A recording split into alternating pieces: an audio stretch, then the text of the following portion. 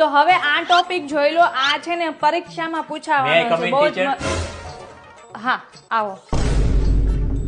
So guys, કાલે એક news છે. મારો પીરિયડ તો આ બ્રેકિંગ ન્યૂઝમાં જ જતો રહેશે.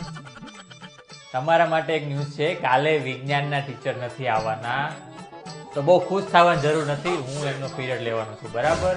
તમારો જે 7મો પીરિયડ છે એ વિજ્ઞાનનો નહીં, ઇંગ્લિશનો રહેશે. તો પ્લીઝ બધા ઇંગ્લિશની બુક્સ લઈને આવજો. Okay, you can continue madam. Thank sorry. You.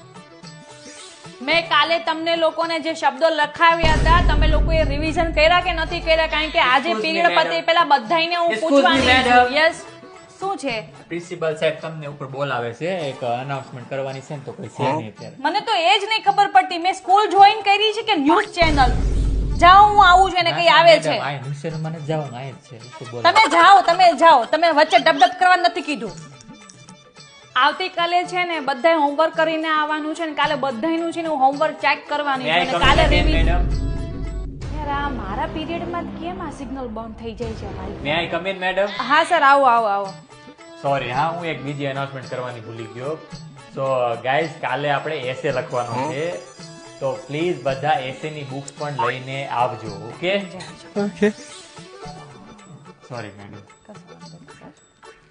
હા, તો આપણે કયા ટોપિક ઉપર હતા? હા, જો એ ટોપિક me, ઉપર madam. છે ને ખાસ ધ્યાન આપવાનું છે. Excuse me, પરીક્ષામાં madam. પૂછાવાનો છે. શું છે પ્રિન્સિપલ સાહેબ છે ને તમને અનાઉન્સમેન્ટ કરવા કીધું છે.